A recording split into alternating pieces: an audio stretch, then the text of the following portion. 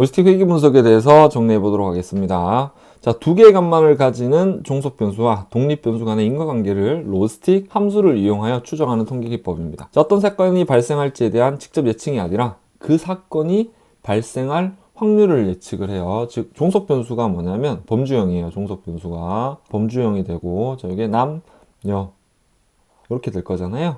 그럼 각각에 대한 발생 확률, 실은 이 남자에 대한 확률을 구하게 되면 1에서 남자의 확률을 빼면 여자의 1 확률이 나타나게 되는 거겠죠. 자, 그렇게 확인하는 방법인 거고, 일반적으로는 이항, 다항도 사용이 가능합니다만 지금 남영 범주가 이제 두 개인 거죠. 그걸 이항이라고 하는데 이항 분류 분석에 많이 활용이 됩니다. 자, 왜 이 설명을 드렸냐면, 자, 우리 회귀 분석은 독립과 종속 변수가 뭐였어요? 맞아, 연속형이었어요. 근데 이 로지스틱 회귀 분석 같은 경우에는 그 제약사항을, 즉 가정사항을 따르지 않는다. 그래서 종속 변수가 범주형, 그 범주형의 각각 발생 확률을 구하게 된다. 이렇게 이해하시면 될 것 같고요. 자, 왼쪽에 나타나는 게 선형 회귀 분석입니다. 자, 그래서 보시면 어떻게 돼 있어요? 하나의 선형 회귀선을 찾아가지고 보통 여기에 있는 데이터, 여기에 있는 데이터를 분류를 할 수도 있고, 혹은 특정 값을 예측을 할 때도 이제 사용을 할 수가 있어요.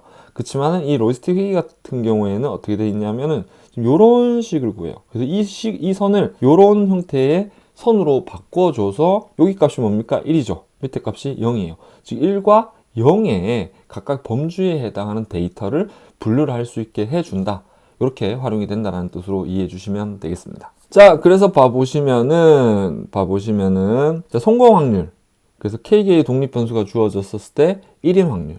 그러면 1에서 성공 확률을 빼면 뭘까요? 다시 0인 범주의 확률을 산출하게 됩니다. 라고 표현을 하고 있습니다. 자, 로지스틱 회귀 분석의 가정사항을 살펴보면은 이제 독립 변수, 종속 변수 뭐 등등 얘기를 하고 있는데, 독립 변수는 범주와 연속형을 다 활용을 할 수가 있고요. 다만 범주형 변수는 우리가 일반적으로 연속형 변수로 변환해야 된다는 걸 잘 알고 계실 거예요.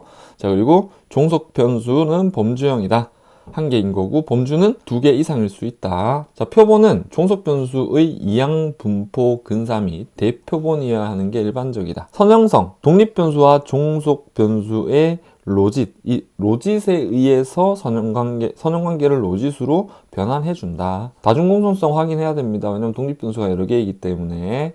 자, 그리고 각 독립 변수들은 뭘 해야 된다? 독립성을 만족을 해야 됩니다. 자, 로지스틱 회귀 분석의 종류에는 아까처럼 이제 성공 실패, 남, 여가 될 수도 있죠. 여가 될 수 있는 이항 로지스틱 회귀예요. 그 얘기는 뭡니까? 종속 변수에 두 개의 범주가 존재하는 거고요. 다항 로지스틱 회귀는 이 종속 변수의 범주가 몇 개? 네, 3개 이상을 이야기하는 겁니다. 자, 서수 로지스틱 회귀. 서수는 우리가 서열이라고도 표현할 수가 있죠.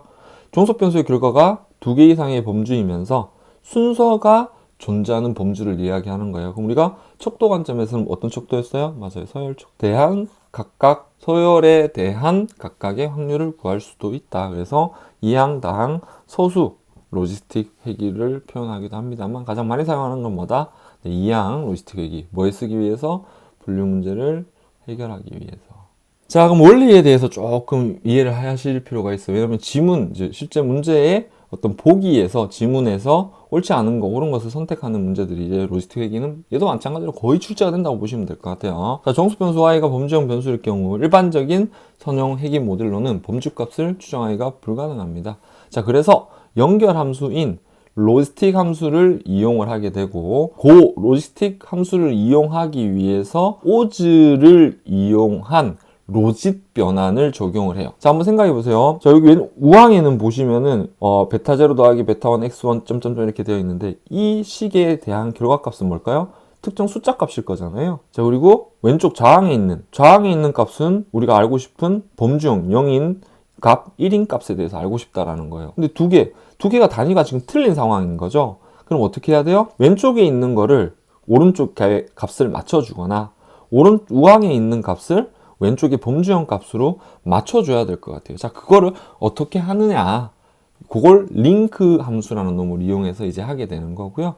그 과정에 오즈와 로짓을 변환한다라는 설명을 하고 있습니다. 그래서 왼쪽에 있는 그림을 봐보면, 자, px, 즉 확률, 왼쪽에 있는 좌항은 0과 1의 값일 거고요. 좌항에 만약에 자연 로그를 적용을 한다고 가정을 해볼게요. 로그 이제 좌항에 있는 확률에다 로그를 씌워버리면 특정 무한대, 즉 마이너스 쪽은 플러스 무한대의 범위를 만족하지 못하게 되는 거예요. 여기 우측에 보시면 어때요? 특정 값에 지금 수렴하려고 하죠. 여기 저항도 어떻게 돼요? 우항은 지금 숫자 값으로 나온다고 했지만 이 숫자 값의 범위는 마이너스 무한대에서 플러스 무한대까지가 되는 거거든요. 자, 그래서 저항에도 로그를 씌운다고 하더라도 무한대 값을 만들어낼 수가 없더라 라는 의미를 얘기를 하고 있습니다. 자, 그래서 먼저 오즈라는 것을 정리를 하게 됩니다. 오즈는 어떤 사건이 일어날 확률을 그 사건이 일어나지 않을 확률로 나눈 값. 뭐가 돼요? 1-p분의 p가 되는 거겠죠. 이거는 확률을 얘기하는 거잖아요. 그래서 특정 사건이 발생할 확률에 대한 그 사건이 발생하지 않을 확률의 비율을 오즈비, 승산비라고 표현을 합니다. 자, 그래서 종속 변수 y가 1일 때 오즈 값의 범위는 0에서 플러스 무한대 사이의 값으로 변환하는 역할을 하더라. 그래서 오즈의 비를 구하게 되면 뭐가 바뀌는 거다?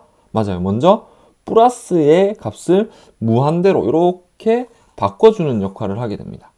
자, 일단 한번 봐보세요. 자, 다음은 로짓이라는 것은 로그 오즈예요. 오즈 값에다 로그를 씌운 게 로짓이라고 이해를 하시면 되겠죠?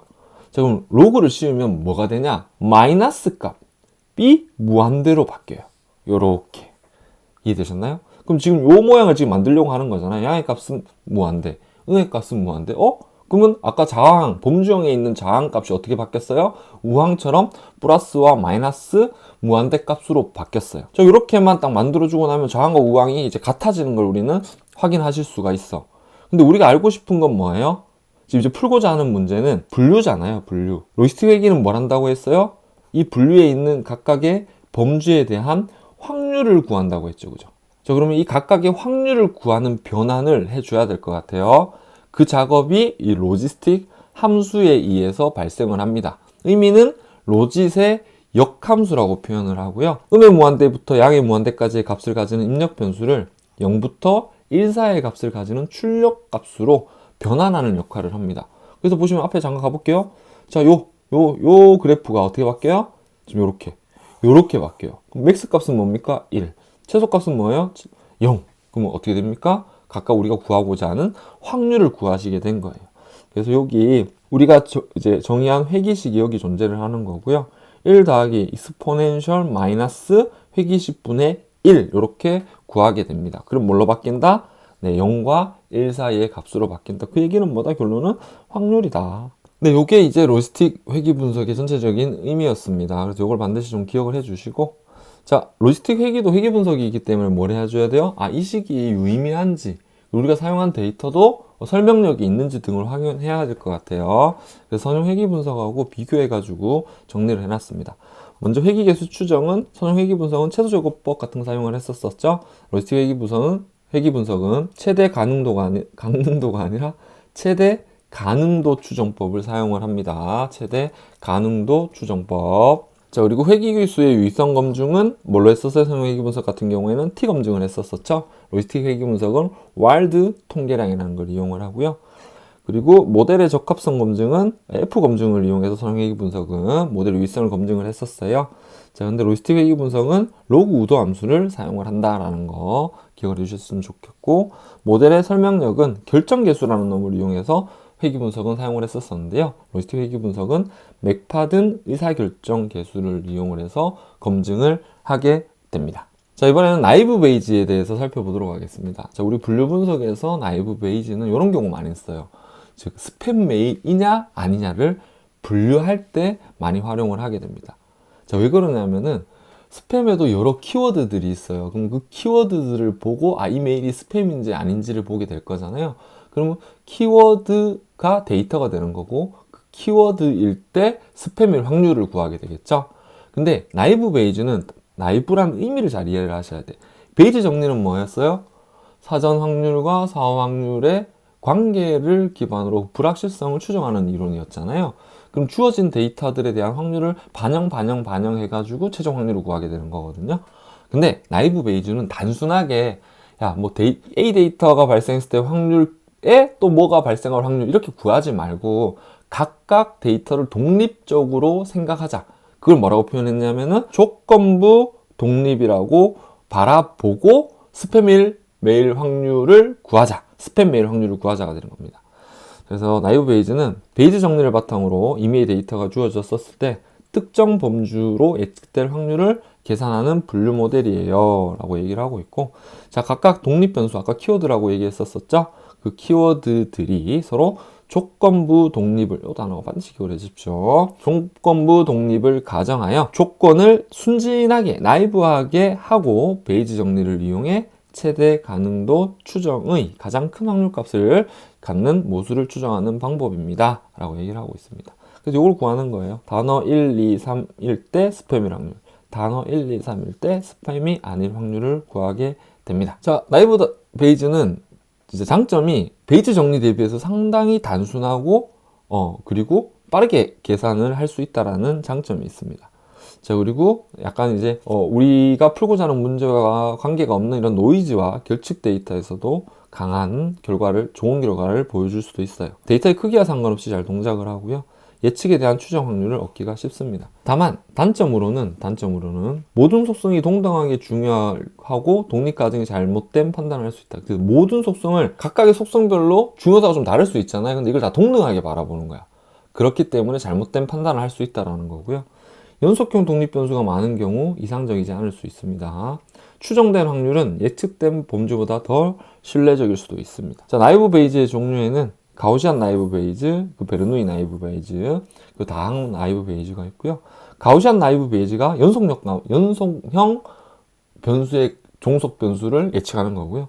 베르누이 나이브 베이즈가 성공 실패에 대해서 얘기하는 거잖아요. 그러니까 0, 1에 대한 이항 나이브 베이즈다 이렇게 생각하시면 될 것 같고, 얘 같은 경우는 어때요? 앞에서 봤던 것처럼 맑음, 흐림, 비옴 이런 범주가 3개 이상일 경우에, 이제 종속 변수의 범주가 3개 이상인 경우에 각각의 확률을 구하는 게 다항 나이브 베이즈입니다. 자, 그래서 지금 나오는 식이 이제 베이즈 정리에 대한 식이에요. 그래서 보면은 우리가 기억나실지 모르겠지만 P, A 바 B는 P, B 분의 P 뭐였어요?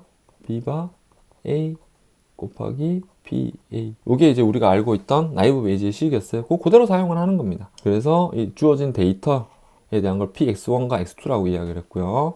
우리가 알고 싶은 사실에 대한 그 데이터를 여기서는 X1, X2 동일하게 표현을 했고, 사전 확률을 클래스, 우리가 알고 싶은 범주로 이야기를 했어요. PA, 사전 확률. 자, 그래서 근데 요걸 어떻게 바꾸냐면은 요렇게 바꿔줘요. 요렇게 나이브 베이즈는. 뭔가 좀 복잡해 보이죠. 근데 실은 데이터가 그렇게 2개였었을 때와 1개가 더 늘어났었을 때, 그럼 얘는 어떻게 될까요? 바뀌면은 이렇게 바뀌겠죠. PX1 곱하기 PX, 죄송합니다. PX2 곱하기 PX3 이렇게 바뀔 거잖아요. 추가가 되는 거고, 마찬가지로 분모도 P 뭐가 될까요? X1 바 C1 곱하기 P X2 바 C1 곱하기 P X3 바 C1 곱하기 맨 끝에 남아있는 P C1. 저렇게 데이터가 추가가 되더라도 값만 그 해당 확률만 계산해가지고 반영해주면 끝난다라는 거야. 근데 얘는 좀 달라요. 이렇게 보시면 벌써 같이 있잖아요. 뭔가 분리해주는데 복잡하겠죠. 그래서 우리 데이터 분석 준전 전문가에서 이 정도 레벨만 기억을 하시면 될 것 같습니다.